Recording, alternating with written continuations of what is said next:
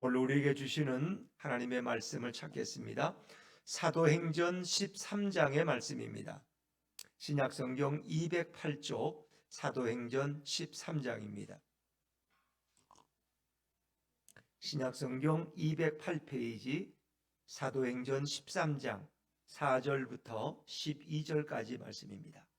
사도행전 13장 4절부터 12절까지 말씀을 저와 여러분이 한 절씩 교독하십니다. 두 사람이 성령의 보내심을 받아 실루기아에 내려가 거기서 배 타고 구브로에 가서 살라미에 이르러 하나님의 말씀을 유대인의 여러 회당에서 전할세 요한을 수행으로 두었더라. 온성 가운데로 지나서 바보에 이르러 바 예수라 하는 유대인 거짓 선지자인 마술사를 만나니 그가 총독 서기오 바울과 함께 있으니 서기오 바울은 지혜 있는 사람이라 바나바와 사울을 불러 하나님의 말씀을 듣고자 하더라. 이 마술사 엘루마는 이 이름을 번역하면 마술사라 그들을 대적하여 총독으로 믿지 못하게 힘쓰니 바울이라고 하는 사울이 성령이 충만하여 그를 주목하고 이르되 모든 거짓과 악행이 가득한 자요 마귀의 자식이요 모든 의의 원수요 주의 바른 길을 굽게 하기를 그치지 아니하겠느냐. 보라 이제 주의 손이 내 위에 있으니 내가 맹인이 되어 얼마 동안 해를 보지 못하리라 하니 즉시 안개와 어둠이 그를 덮어 인도할 사람을 두루 구하는지라. 12절 같이 읽습니다. 이에 총독이 그렇게 된 것을 보고 믿으며 주의 가르치심을 놀랍게 여기니라. 아멘. 할렐루야. 네, 오늘 수요 예배 나오신 여러분이 우리 주님의 축복과 은혜가 함께하기를 간절히 바랍니다. 오늘 보니까 주한이만 빠졌네. 주하고 주에는 아주 양쪽에 앉아서 예배 잘 들으려고 작정했구나. 그래, 고마워. 떠들고 싶으면 이제 방으로 들어가야 되고 여기서는 예배를 잘 드려야 되는 거야. 자, 우리가 이제 2주 전에 우리 2주 동안은 외부 선교사님들이 오셔서 말씀을 전하셨고 2주 전에 이제 안디옥 교회가 첫 선교사로 누구와 누구를 세웠다 그랬어요? 바울과 바나바를 세웠어요. 어떻게 하고 세웠어요? 기도하고 세웠어요. 금식하고 세워서 그들을 파송하게 되었어요. 참 놀라운 사실이죠. 핍박받던 때가 엊그제 같은데 이제 그 어린애 같은 교회가 성숙한 교회가 되어서 이제는 선교사를 파송하는 그런 교회가 되었어요. 바울과 바나바를 첫 선교사로 파송하게 되는데 이것이 이제 제1차 선교여행이에요. 제1차 선교여행. 그래서 1차, 2차, 3차까지 가는데 그것은 이 유대 땅이 아니라 이방 땅까지 배를 타고 멀리 유럽의 저 곳곳에 가서 복음을 증거하는 놀라운 역사가 시작되게 된 것이죠. 그래서 정말 이 안디옥 교회는 시작부터가 그래요. 예루살렘 교회에 핍박이 일어났고 그 핍박을 피해서 숨어서 내려온 사람들이 안디옥에 모였는데 그들은 무명의 평신도들이었어요. 근데 그들이 교회를 세웠는데 거기에 이제 나중에 사울과 바나바가 가서 합류해서 정말 아름다운 교회를 이루었는데 그 교회 구성원들은 다양해요. 그런데 그 교회는 놀랍게도 일치된 교회였어요. 서로 하나님의 음성을 듣고 그리고 그 음성대로 행했기 때문에 교회는 분란이 있을 수가 없었어요. 하나된 교회예요. 그리고 그 교회는 성령이 이끌어가는 교회였어요. 또 성령의 음성에 예민했어요. 지금 바나바와 사울이 이렇게 목회하고 있는데 5명의 지도자가 있었어요. 그들이 기도하는데 성령께서 그들에게 말씀하시는 너희 중에 2사람 바나바와 사울을 세워서 기도하고 선교사로 파송하라. 그들이 그대로 순종했다는 거예요. 참 놀라운 이 교회예요. 그래서 바나바와 사울을 안수해서 보냈다는 거예요. 그들은 초대교회 첫 선교사로서 복음을 능력 있게 전하는 이런 사역을 우리에게 보여주고 있습니다. 자, 이제 우리 4절로 한번 넘어가 볼까요? 사도행전 13장 4절입니다. 자, 2사람이 어디로 갔을까요? 같이 읽어보죠. 4절입니다. 시작. 2사람이 성령의 보내심을 받아 실루기아에 내려가 거기서 배 타고 구브로에 가서. 두 사람이 누구의 보내심을 받았어요? 성령의 보내심을 받았어요. 그러니까 이 교회는 성령의 이끌림 받는 교회예요. 2절에 보니까 주를 섬겨 금식할 때에 누가 이르시되? 성령이 이르시되. 성령이 말씀하셨고 성령의 뜻에 순종하는 교회예요. 뭐 목사님이 말씀한 게 아니고 장로님이 말씀한 게 아니에요. 성령이 말씀하셨어요. 그대로 순종했어요. 그리고 두 사람을 세웠어요. 또 4절에 보니까 두 사람이 성령의 보내심을 받아 어디로 내려갔어요? 실루기아에 내려가서 거기서 배 타고 구브로에 가서. 이거 어디로 가느냐? 아무도 몰라요. 성령이 말씀하시는 대로 가는 거예요. 그럼 얼마나 멋있어요. 그렇지 않습니까? 아브라함은 누가 어디로 가라고 말해준 게 아니에요. 창세기에 보면 그는 갈 바를 알지 못하고 떠난 거예요. 하나님의 인도를 따라간 거예요. 이 중요해요. 교회는 하나님의 인도를 받는 곳이에요. 성령의 인도를 받는 거예요. 광야교회 애굽에서 나온 200만의 사람들 모세의 지도를 받았지만 그들은 어디로 갔어요? 하나님이 그들의 갈 길을 인도했어요. 그래서 보면은 이제 낮에 구름이 떠 있는데 구름이 앞을 향해 전진하면 그들도 그 구름을 따라갔어요. 그러다 구름이 낮게 머물러요. 그러면 머무른 거예요. 밤에는 또 안 보이니까 불기둥이 그들을 이끌고 가는 거예요. 그럼 따라가는 거예요. 그러다가 불기둥이 머물면 또 거기에 장막을 치고 머무는 거예요. 그러니까 하나님이 이끌어 가시는 것이 광야 교회예요. 오늘날 교회도 성령의 인도하심을 받는 거예요. 오늘 두 사람도 마찬가지. 그들은 자기들 의지대로 자기 뜻대로 간 게 아니에요. 거기가 우리 고향이니까. 바울의 고향은 사울의 고향은 길리기아 다소거든요. 그러니까 우리 고향 쪽으로 가자. 이게 아니에요. 성령의 인도를 받고 간 거예요. 그들은 유럽의 첫 성인 마케도냐 갈 때도 그들이 뭐예요? 기도했잖아요.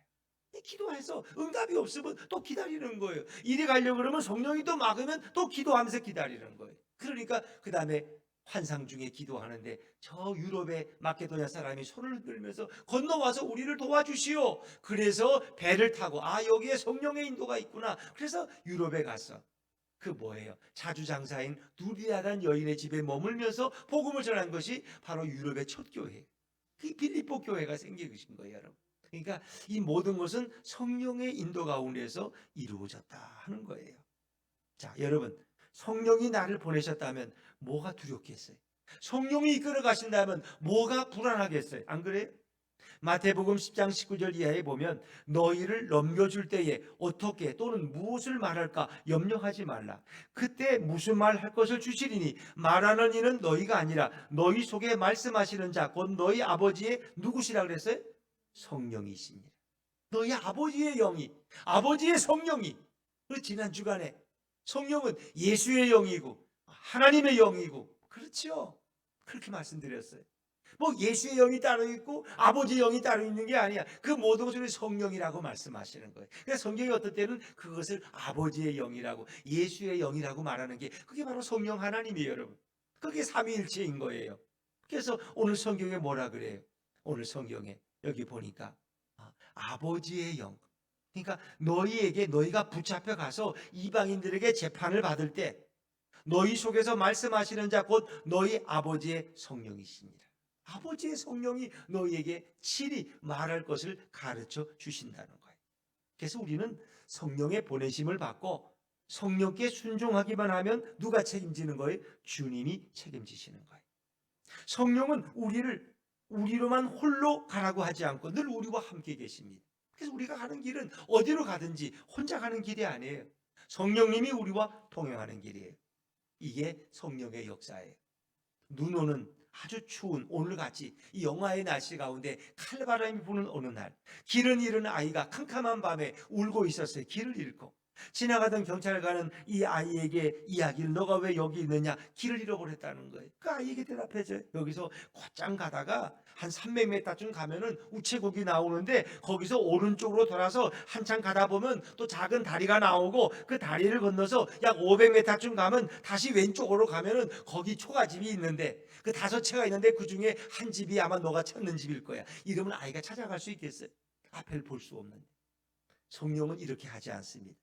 이렇게 말하고 있을 때 한 시사가 다가오더니 그 아이의 이야기를 듣더니 추운 아이에게 자기 코트를 벗어서 아이에게 그 덮어주는 거예요. 그리고 손을 꼭 잡고 얘야 나를 따라오너라. 내가 너에게 그곳으로 인도해 줄게. 이 신사는 아이의 손을 잡고 그 가는 목적지까지 친절하게 그 아이를 데려다 주는 것입니다. 이것이 바로 주님의 역사고 이것이 바로 성령의 인도하심입니다. 마태복음 28장 마지막 절에 주님이 뭐라 그래요? 보라, 볼지어다 내가 세상 끝날까지 항상 너희와 함께 있을 것이다. 주님 우리와 함께 있겠다 그러지 우리를 떠난다는 말씀이 없어요. 내가 너희를 고아와 같이 버려두지 아니하고 내가 너희와 함께 있겠다는 거예요.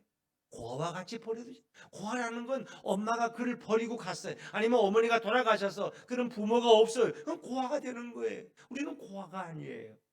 예수님이 성령으로 우리와 함께 하시고 하늘 아버지가 늘 우리를 불꽃 같은 눈으로 지켜보고 계시는 거예요.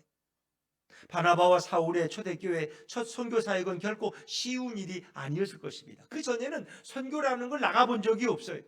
그러나 그들이 담대할 수 있었던 것은 비록 눈보라가 치는 험한 길이지만 성령님이 그들과 함께 하시기 때문입니다. 자, 여러분 우리의 인생길도 늘 성령님이 우리와 동행하십니다. 성령님과 함께 동행하는 아름다운 인생의 여정이 되시기를 주의 이름으로 축원합니다. 자, 우리 5절로 한번 넘어가 볼까요? 5절입니다. 5절 말씀을 같이 읽죠. 시작. 살라미에 이르러 하나님의 말씀을 유대인의 여러 회당에서 전할세 요한을 수행원으로 두었더라. 아멘. 자, 두 선교사는 구브로의 살람이라는 곳에 도착했어요. 거기서 이제 회당에 가서 복음을 전했어요. 유대인들에게. 그런데 거기서 요한을 만났어요. 요한이 누구냐? 마가 요한이에요. 그래서 마가 요한을 수종자로 삼았다. 그래서부터 마가 요한이 이 바울과 사울의 선교팀에 함께 동참하게 되는 거예요. 물론 이제 마가 요한이 나중에는 이제 힘들다고 돌아가는 일이 있어요. 이제 그거는 또 그 사람의 연약함 때문이겠죠. 그런데 어쨌든 출발은 같이 했어요. 자, 그리고 이제 그들이 어디로 갔을까? 자, 우리 6절, 7절 8절 말씀, 6절, 7절, 8절 말씀을 이어서 한번 같이 읽어봅니다. 시작. 온 섬 가운데로 지나서 바보에 이르러 바 예수라 하는 유대인 거짓 선지자인 마술사를 만나니 그가 총독 서기오 바울과 함께 있으니 서기오 바울은 지혜 있는 사람이라 바나바와 사울을 불러 하나님의 말씀을 듣고자 하더라. 이 마술사 엘루마는 이 이름을 번역하면 마술사라. 그들을 대적하여 총독으로 믿지 못하게 힘쓰니. 아멘. 자, 그들이 그 다음은 살라미를 거쳐서 배를 타고 어디 바보라는 곳에 바보. 이름이 어떻게 바보야? 주혜야. 그 섬 이름이 뭐라고? 바보. 바보. 근데 이것을 이제 영어로 하면 파퍼스라. 파퍼스. 근데 우리가 이제 번역 발음하기 좋게 바보라고 이렇게 부르는 건데 원래 원명은 파퍼스에 그곳에 갔어요. 자, 여러분 이제 이곳에 갔더니 거기 마술사가 그 도시를 지배하고 있었어요. 더구나 총독 서기오 바울을 상담자 그의 보좌관이 바로 이 거짓 선지자인 마술사예요. 이 마술사라고 말은 그렇지만 쉽게 말하면 점쟁이나 무당쯤 되는 거겠죠. 이제 그런 사람이 이 총독인 서기오 바울을 보좌하고 있었다는 것입니다. 그러니까 우리가 기독교 복음이 들어가지 않은 어떤 마을에 들어가면 대개 그 마을의 영적인 이런 현상들을 지배하는 대상이 누구냐? 바로 무당이나 마법사예요. 점쟁이들. 그래서 동네 사람들은 어디 가서 물어요? 교회가 없는 지역에 가면 무당한테 가서 물어요. 무당한테. 점쟁이한테 가서 물어요. 어디 상담할 데가 없으니까. 그래서 사람들의 빈 마음을 무당들이 차지하고 있는 것입니다. 이 바보에서도 바예수라고 하는 유대인 거짓 선지자가 거기서 진을 치고 있었어요. 그리고 그는 총독인 서기오 바울의 상담자로서 사람들을 미혹하고 있었다는 것입니다. 이 마술사의 이름이 뭐라 그랬어요? 바예수. 이 바자가 붙으면 뭐뭐의 딸, 뭐뭐의 아들이 아들. 바예수는 예수의 아들. 이름은 아주 근사해. 그런데 그 사람은 자기 이름과는 정반대의 삶을 산 거예요. 우리가 성경에 나오는 바디메오라는 사람, 바자가 들어갔죠? 누구의 아들이에요? 디메오의 아들. 오, 잘하네 이제는. 주아도 잘 알고 그래요. 또 성경에 보면 바요나 시몬이라는 사람이에요. 바요나 시몬. 그는 누구의 아들이란 거예요? 요나의 아들 시몬이란 얘기예요. 바요나 시몬, 요나의 아들 시몬이란 얘기. 자, 그러니까 성경에도 이 밭자가 붙으면은 누구의 아들이다. 또 엘자가 붙으면 뭐라 그랬어요? 하나님을 가리킬 때 엘자. 엘신, 이 하나님을 가리키는 거예요. 그래서 하나님의 이름이 들어간 것을 많이 사용 자기 이름. 엘리야, 또 엘리사, 또 엘리사벳, 또 있잖아. 제사장 중에 목이 꼬꾸라져서 이렇게 죽은 사람. 엘리 제사장. 그러니까 엘자가 많이 들어가죠. 그건 바로 하나님을 가리키는 엘자를 자기 이름에 도용한 거예요. 자, 주한이가 오니까 이제 더 조용할 것 같아. 지금까지도 조용했거든. 주한이가 이게 예배 잘 드리러 왔구나. 그래, 아주 오늘 삼남매가 너무 훌륭하네. 자, 두 선교사가 처음으로 만난 사람은 마술사였어요. 그리고 둘째는 총독 서기오 바울이었어요. 총독이란 그 지역의 도지사, 시장 같은 그런 고급 관리예요. 이 사람은 지혜가 있었어요? 지혜가 없었어요? 총독 서기오 바울은 아주 지혜 있는 사람. 그 사람이 지혜 있다는 그런 증거가 어디 있어요? 그런 누구의 말을 듣고자 했어요? 바울과 사울을 불러서 그들의 말을 듣고자 했다는 거예요. 지혜로운 사람은 하나님의 말씀을 듣고자 하는 거예요. 아마 그 서기오 바울도 아마 예수님에 관한 소문을 들었을 거예요. 그리고 예수의 복음을 전하는 바나바와 사울에 대해서 익히 알고 있었던 사람이에요. 그래서 그는 결국 그들을 초청한 거예요. 그래서 그들을 불러서 예수님에 관한 말씀을 듣기를 원했어요. 자, 우리가 전도를 해보면 어디든지 그 복음을 반대하는 사람이 있고 또 반대로 어떤 사람이 있어요? 환영하는 사람이 있어요. 10사람이면 10사람이 다 반대하는 게 아니에요. 그 중에 한두 사람은 복음을 듣고 싶어 해요. 그러나 많은 사람들은 복음을 듣기를 거부할 수도 있어요. 그래서 우리가 이렇게 어디 가서 복음을 전하면 다 예수님 말씀 듣기 싫어한대, 이렇게 하시면 안 돼요. 그 가운데도 반드시 복음 듣기를 원하는 사람들이 있다는 거예요. 자, 이 바보라는 섬에도 여기에도 하나님 말씀 듣기를 원하는 지혜로운 총독 서기오 바울이 있었다는 것입니다. 그래서 우리는 지레짐작을 하면 안 돼. 요즘 이제 우리 많은 교우들이 예전처럼 복음을 잘 안 전해요. 예전에 누구 만나면 우리 같이 교회 가자. 예수님 말씀 들어야 돼. 그래야 우리가 구원받지. 이렇게 주로 말하는 것이 그렇게 어렵지가 않았어요. 근데 요즘에는 교인들이 잘 이야기를 안 해. 왜? 예수 얘기했다가 타박 맞을까봐, 또 거절당하면 내가 상처받을까봐 아예 얘기를 안 해. 상대방이 먼저 얘기할 때까지. 그래서 우리는 너무 지나치게 조심스러워해요. 근데 사실 그것이 어찌 보면 조심스럽고 지혜로운 것이 아니라 복음을 부끄러워하는 거예요. 로마서 1장 17절에 보니까 바울이 뭐라 그래요? 내가 복음을 부끄러워하지 아니하노니. 바울은 복음이 부끄럽지 않았어요. 근데 오늘날 많은 교인들은 복음을 부끄러워해. 교회 얘기 꺼내는 거, 예수님 얘기 꺼내는 거 부끄러워해. 김영민 씨아님은 좀 미안하지만 지난번에 그 김장하러 갔을 때 시어머니에게 예수님 얘기 전했어요? 못했어요? 네? 교회 다녀오셨어요? 아니, 집사님 말고 시어머님이 교회 가셨어요? 그렇게만 하셨어요. 그러니까 그러지 말고 앞으로는 시어머니를 만나고 시아버지를 만날 때는 예수를 전하라는 거예요. 저는요, 어머니 꼭 소원이 하나 있어요. 그래, 우리 며느라. 그래, 너 소원이 뭐니? 너 지난번에도 나한테 옷 한 벌 해줬지? 아유, 고마운 며느리. 그래, 뭐가 소원이냐? 너 소원은 내가 들어주지. 어머니, 저는요, 시어머니가 예수님 믿고 천국 가는 게 제 소원이에요, 어머니. 저는 계속 새벽에 나가서요, 기도하고 있어요, 어머니. 저는 우리 주님이 꼭 응답할 줄 알아요. 그래, 어머니가, 야, 니나 열심히 나가, 니나. 그렇게 하지만 어머니 마음속에는, 우리 며느리가 내가 교회 가기를 원하는 거. 그 남편이 장남이에요, 차남이에요? 차남이에요. 우리 지혜로운 둘째 아들이 김진묵 권사가 되더니 내가 교회 가기를 원하는구나. 며느리도 어머니한테 권면하고 또 아들도 권면하고. 그러나 강제를 하지 마세요. 그냥 이렇게 한 번씩 만날 때마다 어머니를 위해 기도하고 있다고. 저는 어머니가 교회 가는 모습이 제일 보고 싶다고. 우리 온 가족이 교회 가서 예배 드리는 거 참 너무 저는 꿈꾸고 기도하고 있다고. 어머니가 그런 생각이 돼. 야, 내가 죽은 사람 소원도 들어주는데 산 사람 소원을 못 들어주냐? 이렇게.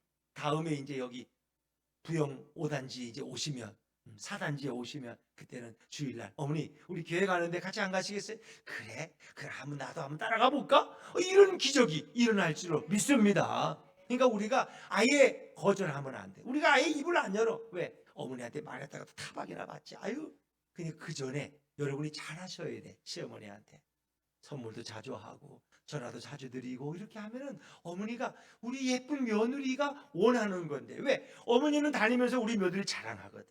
며느리가 용돈도 보내오고 옷도 이렇게 해다 주고, 참 또 주일날 교회 가서 교회 학교 교사도 해야 되는데 와서 이렇게 김장도 담궈주고, 우리 며느리는 참 훌륭한 며느리야. 이렇게 생각하시거든요. 그런데 그 며느리가 하는 소원을 왜 어머니가 그냥 마음에 두지 않겠어요?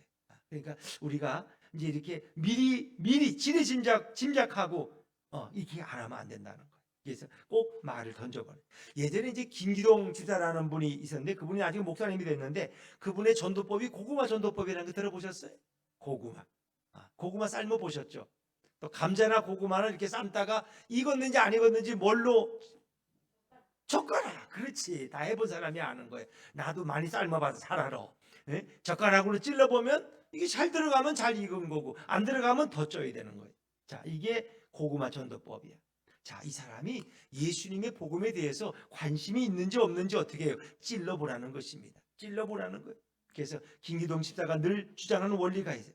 나가면 있고 안 나가면 없다. 그러니까 전도하러 나가면 반드시 내일 만나는 영혼들이 있어. 근데 안 나가면 집에만 있으면 아무도 만나지 못해. 또 예수를 말하면 있고 말 안 하면 없다는 거예요. 내가 누군가에게 예수님을 전하면 그 사람에게 복음을 전할 기회가 오는 것입니다. 그러나 말 안 하고 내가 입에다 자꾸를 달고 있으면 누구도 예수를 믿을 수가 없는 거예요. 또 생고구마 걱정 말고 노는 입에 찔러보자. 뭐 이런 얘기. 그러니까 그 얘기 찔러본다는 게 어떤 거예요? 그냥 이렇게 만나면 뭐 얘기하다가 혹시 예수 믿는 분 같아요? 혹시 예수 믿으세요? 그러면 상대방이 두 가지 중에 하나야. 뭐라고 대답할까? 나 예수 안 믿어요. 또 어떤 사람은 나 예수 믿어요. 나 집사예요. 두 가지 반응이야. 나 예수 안 믿어요. 어떤 사람은 나 예수 믿어요. 나 교회 집사예요. 두 가지 반응이에요. 그럼 어떻게 할 거예요? 예수를 믿는다 그러면 할렐루야, 여기 믿는 분을 만났네요. 너무 감사하네요. 오늘 제가 꼭 묻어보고 싶더라니까. 우리 이제 같이 기도하고 너무 좋겠어요. 이러면 서로 영적인 대화가 돼요. 근데 난 예수 안 믿어요. 그러면 어떻게 돼요? 이제 그때서야 말씀을 전하는 거예요. 저도요, 원래 예수 안 믿고 절에 나가던 사람이었어요. 근데 제가 이렇게 전도 받고 예수를 믿게 되었는데 너무 좋아요. 예수 믿으니까. 한번 따라해 보세요. 예수 믿으니 너무 좋아요. 시작. 그렇죠. 예수 믿으니 너무 좋아요. 이제는 남편까지 예수를 믿으니까 더 좋아요. 아이들도 열심히 교회 나가고 너무 좋아요. 온 가족이 예수 믿으니까 이제 너무 행복해요. 이제는 남편하고 싸울 일도 없고요. 너무 가정이 행복하고 아이들도요 너무 좋아하고요. 이제 그러면 대부분의 가정에 문제가 있어요, 없어요? 문제가 많아요.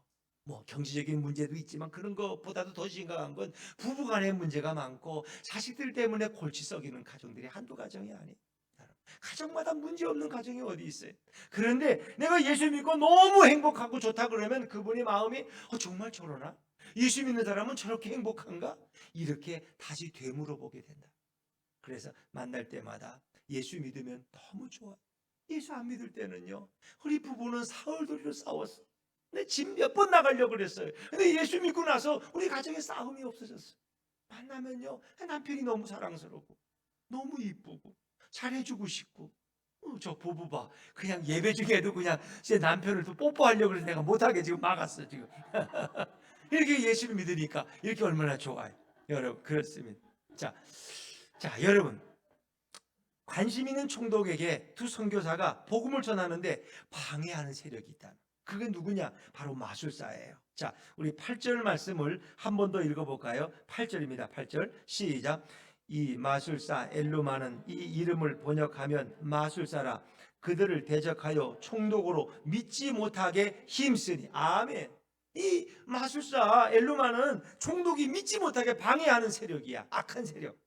여러분, 오늘도 우리가 전도하면은요, 그거 싫어하는 사람이 너무 많아요. 너무 많아요. 그러니까 전도하는 게 꼴 보기 싫은 거예요. 그래서 뭐 전도하면서 이렇게 찬양 부르면은 사실은 안 믿는 사람들은 관심이 없어요. 그게 찬송인지 복음성가인지 유행가인지도 잘 몰라. 그냥 지나가 그냥. 그런데 꼭 믿는 사람들이 그럴 수가 있어요. 믿는 사람들. 근데 그 중에서도 이단들이 오히려 핍박하는 경우가 더 많아요. 이 신천지를 믿는 이런 이단들이요, 전화 걸어가지고 혹시 여기 이단 아니에요? 왜 그렇게 시끄럽게 해요? 이렇게 전화할 수 있어요. 이단들이 자기들이 이단인데 오히려 기성교회에 대해서 이렇게 시기하고 이렇게 핍박하는 경우가 있어요. 이 참, 여러분, 복음을 전하면 반드시 방해하는 세력이 나타난다는 거예요. 그래서 이 마술사 바예수는 마귀의 힘을 빌려서 하나님의 말씀을 대적하고 있는 거예요. 여러분, 마귀가 가장 싫어하는 게 뭘까? 여러분, 한번 생각해 보세요. 주아야, 마귀가 뭘 제일 싫어할까? 어? 어? 기도하는. 이야, 우리 주아가 너무 잘하네. 주환이는 앞으로 꿈이 목사님이 되는 건데 주아는 또 전도사님이 되려고 그러나, 이게 목사님 사모님이 되려고 그러나, 지금 기대해 봐야 되겠어. 그치? 자, 이 마귀는 예수 믿는 사람이 부자가 되는 것을 싫어할까요? 좋아할까요? 사실 이건 정답이 없어. 오히려 마귀는 예수 믿는 사람들이 가난하게 되기보다 부자 되는 걸 더 좋아한다는 거 아세요? 왜? 그건 굳이 방해할 필요가 없어. 예수 믿는 사람이 갑자기 부자가 되면 어떻게 될까요? 예수를 떠나고 하나님을 떠나고 물질을 더 의지하게 돼. 그러면 뭐 아이고, 교회가 헌금하는 것도 아까워. 아이고, 이거 이 사람이 관심이 물질이야. 여러분, 마귀는 우리가 그리스도인들이 유명해지는 것을 별로 싫어하지 않아요. 유명해지면 어떻게 교만해지고, 그렇죠? 거기 가서도 고개가 수그러지지 않고, 그러면 교회를 떠나요. 예수의 품을 떠나. 내가 잘났는데 어디 가서 내가 고개 숙이고 앉아서 예배드려, 이렇게 되는 거예요. 오히려 가난할 때는 그리스도인들이 기도하면서 하나님만 의지했는데, 살만하고 잘 살게 되고 성공하면 하나님보다 명예를 더 의지하고 재물을 더 의지하고, 그리고 신앙을 떠나기가 쉽다는 것입니다. 또 사람들은 유명해지면 자기가 잘나서 그런 줄 알고 교만에 빠져서 하나님을 무시하기가 쉬워요. 그러면 마귀가 가장 싫어하고 마귀가 맨발로 뛰어나와서 막는 게 뭔지 아세요? 그것이 바로 아까 주어가 말한 기도하는 것과 그리고 복음 전하는 거예요.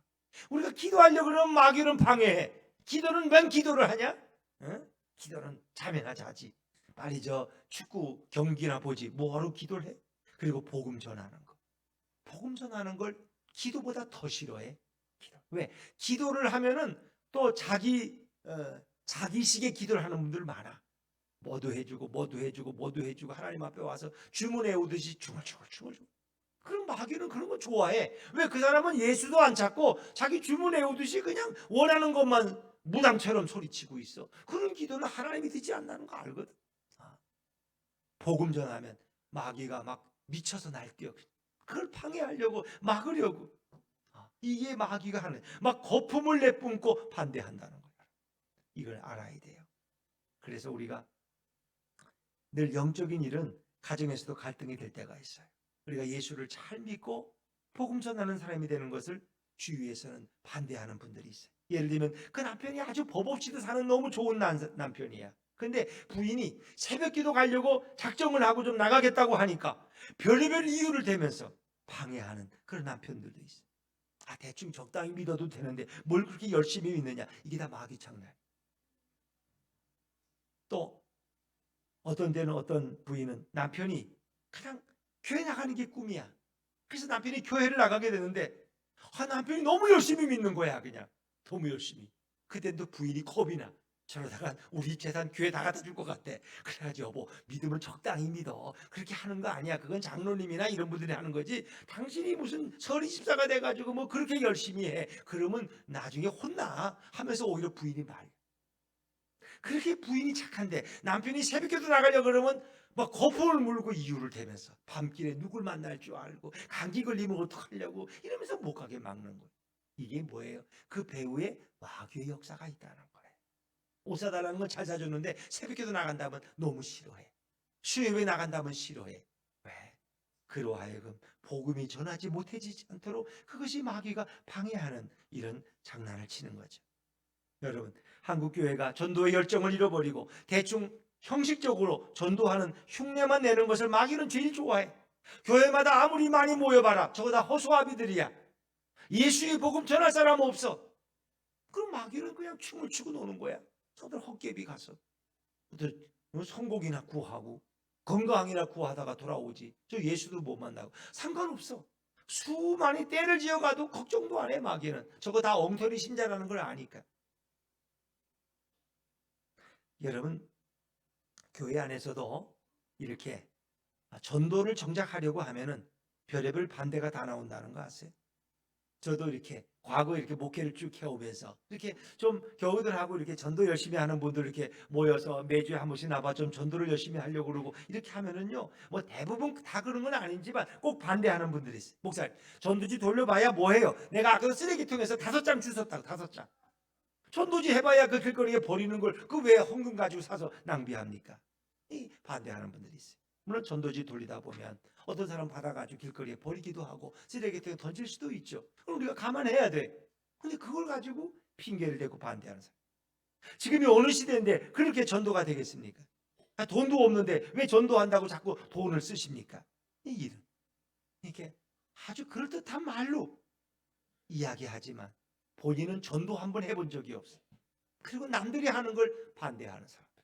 그 뭐예요? 마귀의 졸개 노릇을 하고 있는 거예요. 성경에 보냈어요. 때를 얻든지 못 얻든지 너는 말씀을 전파하라. 지금이 어느 때든지 상관없어. 밤이든 낮이든 우리는 열심히 복음을 증거해야 돼. 마귀는 교묘하게 복음의 반대 세력을 만들어 갑니다. 전도는 사실 열매가 없어도 하는 것 자체가 하나님이 영광을 받으시는 줄로 믿습니다. 우리가 전도해서 뭐 10명, 20명 전도해서 받는 게 아니라 우리가 전도하는 그 자체를, 예수의 복음을 전하는 그 자체를 하나님은 너무너무 기뻐하시고 하나님은 영광을 받으신다는 것입니다. 비록 전도에서 당장 열매가 없더라도 전도자의 믿음이 성숙되고 그런 훈련되게 되는 것이고 하나님께서 그를 이제 영혼들을 구원하는 자리로 인도해 가시는 거예요. 사랑하는 여러분, 우리는 전도하지 않고 기도하지 않으면 영적 비만증에 걸릴 수 있어요. 영적 비만증. 그래서 영적으로 비둔해져. 운동을 안 하면 우리가 비계가 쪄가지고 몸이 무거워지는 것처럼 우리 영적으로 비만증에 걸리면 아무것도 할 수 없어. 그 다음에 그냥 그렇게 그냥 하나 믿다가 천국 가면 그나마 다행이고 천국도 못 가고 예수도 몰라 천국도 못 가면 그건 진짜 불행한 인생이고 내가 먼저 예수를 알아야지 누군가에게 예수의 복음을 전할 수 있어. 그러면 오늘 하나님의 사람들인 바나바와 사울이 마귀의 반대에 그냥 포기하고 뒷걸음질 쳤을까요? 그럴 리 없죠. 자, 오늘 이 바울이라고 하는 사울이 어떻게 했는지 한번 여러분 보시겠어요? 자, 우리 9절, 10절, 11절 말씀까지 한번 같이 쭉 이어서 읽어봅니다. 9절, 10절, 11절입니다. 시작. 바울이라고 하는 사울이 성령이 충만하여 그를 주목하고 이르되 모든 거짓과 악행이 가득한 자요 마귀의 자식이요 모든 의의 원수요 주의 바른 길을 굳게 하기를 그치지 아니하겠느냐. 보라, 이제 주의 손이 내 위에 있으니 내가 맹인이 되어 얼마 동안 해를 보지 못하리라 하니 즉시 안개와 어둠이 그를 덮어 인도할 사람을 두루 구하는지라. 아멘. 자, 오늘 우리가 이 말씀을 주목해서 다시 한번 읽었습니다. 참 우리는 이 마귀의 방해 가운데서 어떻게 복음을 전해야 될까? 마귀의 방해에 승리하는 방법을 여러분께 나누길 원합니다. 자, 간략간략하게 설명하고 마치도록 할게요. 첫 번째는 성령이 충만해야 돼. 성령 충만하면 우리는 악한 영을 대적해서 이길 수 있습니다. 그래서 성경은 우리에게 성령 충만을 요구하는 거예요. 너희는 성령 충만을 구하라. 그것은 마귀를 대적하고 모든 시험과 유혹에서 승리하기 위해서는 우리는 능력 있는 삶을 살기 위해서는 성령 충만해야 돼. 성령 충만은 뭡니까? 하나님의 능력을 덧입는 거예요. 내 힘으로는 패할 수밖에 없지만 성령의 능력을 덧입으면 우린 승리할 수 있습니다. 성령 충만은 지식의 문제가 아니라 영적인 문제입니다. 그래서 우리가 회개하고 기도하고 믿음으로 굳게 서서 흔들리지 않으면 악령들이 떠나가는 것입니다. 성령 충만은 기도할 때 가능합니다. 기도하지 않는 사람은 성령 충만할 수가 없습니다. 자, 어떤 귀신 들리는 아이를 데리고 왔던 어떤 아버지가 있었어요. 근데 제자들이 능히 그 문제를 해결을 못해요. 예수님이 산에서 이제 변호사에서 내려온 이후에 예수님께 갔더니 예수님이 이제 그 문제를 해결해 주셔요. 제자들이 나중에 물어요. 예수님, 선생님, 우리는 어찌하여 그 능히 귀신을 쫓아내지 못했습니까? 라고 물어요. 예수님이 뭐라 그래요? 기도 외에는 이런 유가 나갈 수가 없다. 기도 외에는 이런 유가 나갈 수 없다. 기도하지 않으면 마귀가 떠나가지 않는다는 거예요. 제가 어릴 때 많이 들은 부흥 강사님들이 오시면 많이 한 얘기 있어요. 시골에서 이제 신학교를 갓 졸업하고 아주 총각 전도사가 시골 교회에 부임했어요. 근데 그 교회 중에 귀신 들린 사람이 하나 있어요. 그래가지고 예배 중에도 자꾸 이상한 짓을 하고 막 소리를 지르고 뛰어다니고 막 그래요. 전도사님이 보라는 듯이 이제 예배가 끝나고 그 귀신 들린 사람을 붙들고 이제 안수하면서 막 이렇게 기도를 했어요. 그랬더니 이 귀신이 떠나가기는커녕 오히려 삿대질을 하면서 덤벼드는 거예요. 네가 힘도 없는 게 나를 이기려고 나를 도망가라고 그러냐 하면서 막 덤벼드는데 전도사님이 놀래서 도망가는. 그런데 이제 그 교회에 관계가 있는 원로 목사님이 어느 주일날 오셨어요. 근데 그분이 또 막 발광을 하는 거야. 그 다음에 이제 전도사님은 겁이 나서 이제 달려들질 못하는데 그 원로 목사님이, 기도 많이 하는 원로 목사님이 그 귀신 들린 사람을 붙들고 안수하면서 기도하는데, 그 발광하던 사람이 기도하니까 그냥 힘이 다 빠지고 잠을 자기 시작하는 거예요. 그리고 자고 나더니 제정신이 돌아오는 거예요. 여러분 어떻습니까? 지금 귀신들은 너무나 잘 안다는 거예요. 성령 충만한 사람들이 나설 때 그들은 두려워하고 도망간다. 그래서 우리가 이렇게 기도하고 성령의 충만을 구하는 것이 너무나 중요하다는 거예요. 오늘 바울은 이 마술사를 조금도 두려워하지 않습니다. 왜? 그는 성령 충만했기 때문에. 그래서 우리는 오직 성령의 충만을 구해야 되는 거예요. 성령 충만하면 마귀를 이길 수 있습니다. 두 번째, 마귀는 피하면 안 되고 대적해야 됩니다. 자, 오늘 이 구절에 보니까 바울이라고 하는 사울이 성령에 충만하여 그를 뭐 했다 그랬어요? 주목해. 주목이라는 건 뭐예요? 무슨 뜻이에요? 바라본다는 거예요. 서로 눈을 마주치는 거예요. 주목 그러잖아요. 군애가 주목. 나를 바라보라는, 딴 데 보지 말고 주목. 그의 눈을 바라보라는 거예요. 담대하게 보아. 두려우면 눈을 바라보지 못해요. 눈을 자꾸 내리까는 거예요. 눈을 피하는 거예요. 그럼 약함을 보이는 거예요. 권투 선수들이 처음에 이제 경기하기 전에 서로 이렇게 막 으르렁거리면서 싸우는데 서로 눈을 응시하는 거예요. 기가 꺾이지 않으려고. 여러분, 개들이 서로 싸울 때 어떻게 합니까? 막 개들이 서로 싸우려고 그럴 때 어떤 개는 막 짖으면서 꼬리를 내리고 막 짖는 개가 있어요. 이미 그 개는 진 거야. 개는 싸우려고 그럴 때 기세등등하면 꼬리를 올리지 꼬리를 내리지. 꼬리 내리면 이미 지는 거야. 꼬리 내렸다는 것은 이미 패배했다는 거예요. 그리고 막 지어. 큰 개가 지어요? 작은 개가 막 지어요? 여러분이 보면 작은 개가 막 지어. 무서워서 짖는다는 거 아세요, 여러분? 큰 개는 안 지어요. 그냥 으르릉 하고 갑자기 물어버리지. 짖는 개는 물지 않는 거예요. 그러니까 막 이렇게 짖는 개들은 절대 사람을 못 물어요. 사람을 두려워서 짖는 거예요. 무서워서 빨리 지나가라고 짖는 거지. 근데 사람들은 그걸 오해하는 거예요. 진짜 무는 개는 짖지 않아요. 그냥 갑자기 와서 물어 달려. 짖는 개는 물지 않는다. 그래서 우리는 마귀를 대적해야 돼. 마귀의 눈을 피하면 안 돼요. 야고보 4장 7절에 마귀를 대적하라 그리하면 너희를 피하리라. 피하지 말라는 거예요. 누구의 이름을 의지하고? 예수 그리스도의 이름을 의지하고. 우리는 마귀를 대적하시기를 주의 이름으로 축원합니다. 내가 싸우는 것이 아니라 내 안에 계신 예수님이 싸우시는 거예요. 그래서 모세와 바로의 대결, 10가지 재앙을 가지고 모세와 바로가 싸우잖아요. 하나님이 그의 뒷배가 되어주신 거예요. 갈멜산에서 있었던 엘리야와 바알과 아세라 선지자 850명과의 영적 대결, 그 엘리야 뒤에는 바로 여호와 하나님이 계셨고 예수님이 계셨던 거예요. 이 모든 것이 다 영적인 전쟁이다. 오늘도 그 전쟁은 우리 가운데 계속되어지고 있습니다. 여러분이 깨닫든 깨닫지 못하든 저나 여러분이나 오늘도 매일 영적 전쟁을 경험하고 있다는 것입니다. 복음 전도에 방해가 많고 반대가 많아도 후퇴하지 마십시오. 꼬리를 내리지 마십시오. 마귀가 발악을 하고 있는 것입니다. 우리는 그냥 예수님의 이름으로 나아가면 승리할 줄로 믿습니다. 자, 그리고 세 번째, 마귀는 그 정체성을 폭로하고 명령해야 돼요. 자, 우리 10절 말씀을 다시 한번 읽어볼까요? 10절입니다. 시작. 이르되 모든 거짓과 악행이 가득한 자요 마귀의 자식이요 모든 의의 원수여 주의 바른 길을 굳게 하기를 그치지 아니하겠느냐. 아멘. 그랬어요. 자, 오늘 이 바예수를 가리켜서 뭐라 그래요? 거짓과 악행이 가득한 자. 너는 마귀의 자식이야. 그의 정체를 밝히는 거예요. 너는 마귀의 자식이야. 모든 의의 원수된 자야. 너는 의로움의 원수. 그런 주의 바른 길을 굳게 하기를 그치지 않겠느냐. 그치라고 명령하고 있는 거예요. 그걸 혼내주는 거예요. 책망하는 거예요. 왜? 바울은 성령 충만했기 때문에. 바울은 마귀의 더러운 정체를 폭로해버립니다. 거짓과 악행이 가득한 자라고, 마귀의 자식이라고, 불의한 자라고 그를 호통치고 꾸짖습니다. 결국 명령합니다. 결국 마귀는 떠나가게 되죠. 그래서 우리는 어떻게 명령해요? 나사렛 예수 그리스도 이름으로 명하노니 더러운 마귀는 떠날지어다. 더러운 마귀는 떠날지어다. 우리는 선포하고 명령하는 거예요. 그럴 때 마귀는 떠나가게 되는 거예요.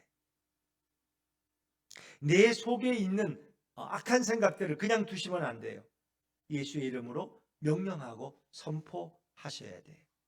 자, 그리고 11절에 보면 놀라운 건데 이 마귀를 결박하는 일을 하고 있어요. 자, 11절을 좀 주의해서 한번 다시 읽어볼까요? 11절입니다. 11절 시작.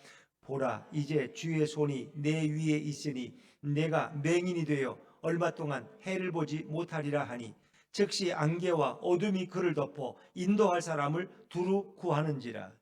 참 놀라운 일이죠. 주의 손이 내 위에 있으니 내가 맹인이 소경이 될 것이다. 얼마 동안 해를 보지 못할 것이다. 바울이 선포했어요. 이 말씀이 마귀를 결박하는 거예요. 이 바예수를 맹인되게 하는 거예요. 맹인되게 하면 그가 더 이상 아무것도 할 수 없어요. 왜? 앞을 보지 못하니까. 그래서 그를 결박하는 거예요. 말씀으로 마귀를 결박했어요. 내가 맹인이 되리라 했더니 즉시 이 마술사는 맹인이 되어서 빛을 보지 못하고 누군가의 인도를 받아야 되는 그런 신세가 되었어요. 하나 감사한 게 있어요. 만약에 이 거짓 마술사에게 너가 죽을지어다 했으면 죽었을 거예요. 그런데 회개할 기회를 주기 위해서 그는 죽을지어다라고 말하진 않았어요. 바울은 오히려 내 눈이 멀 것이다. 빛을 보지 못할 것이다. 그렇게 했어요. 그래서 눈이 멀어서 사람들이 그를 끌고 나갔어요. 더 이상 총독 서기오 바울에게 복음 전하는 것을 방해할 수가 없었어요. 마가복음 16장에 주님이 그런 말씀하셨죠. 믿는 자들에겐 뭐가 따르리니? 이런 표적이 따르리니 곧 저희가 내 이름으로 뭐를 쫓아내며? 귀신을 쫓아내며 무슨 방언을 말하며? 새 방언을 말하며 뱀을 집으며 무슨 독을 마실지라도 해를 받지 아니하며 병든 사람에게 손을 얹은 즉 나으리라. 결국 바울은 능력을 행했고 마술사는 더 이상 복음을 방해할 수 없었어요. 그 CCC 한국 대학생 선교회라고 그러죠. 거기서 시작된 새생명 전도법이라는 게 있어요. 어디 가서 어느 지역에 전도할 때는 그 전도하기 전에 먼저 그 지역 동네 돌기를 한다는 거 아세요? 그걸 이제 땅밟기라 그래요. 땅밟기. 그 동네를 돌면서 기도하고 찬양하면서 그 전도할 지역의 마귀들을 결박하는 기도를 먼저 합니다.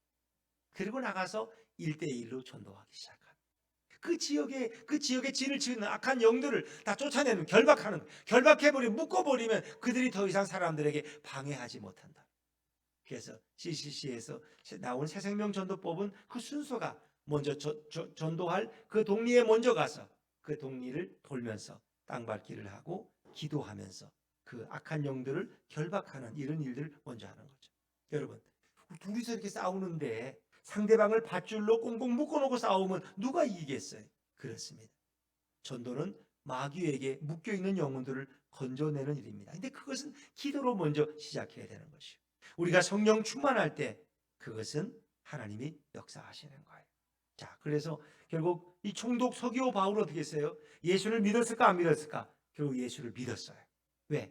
그 방해하는 악한 세력을 결박하고 그런 맹인이 되어서 끌려나갔기 때문에 이제 방해할 자가 없어요.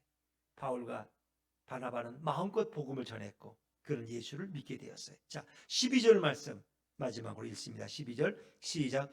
이에 총독이 그렇게 된 것을 보고 믿으며 주의 가르치심을 놀랍게 여기니라. 아멘. 할렐루야. 방위 세력이 떠나니까 악한 영 대적하는 귀신들이 떠나니까 이제 그가 믿었겠지. 주의 가르치심을 놀랍게 여기니라 그랬습니다. 오늘 이곳에서 이 바모라는 곳에서 바울과 바나바는 한 영혼을 구원할 수가 있었어요.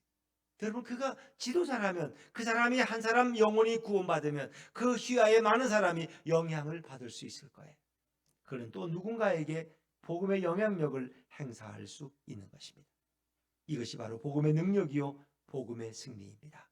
우리 예수품교회 성도님들을 통해서도 이런 복음의 능력이 날마다 나타날 수 있기를 주의 이름으로 축원합니다.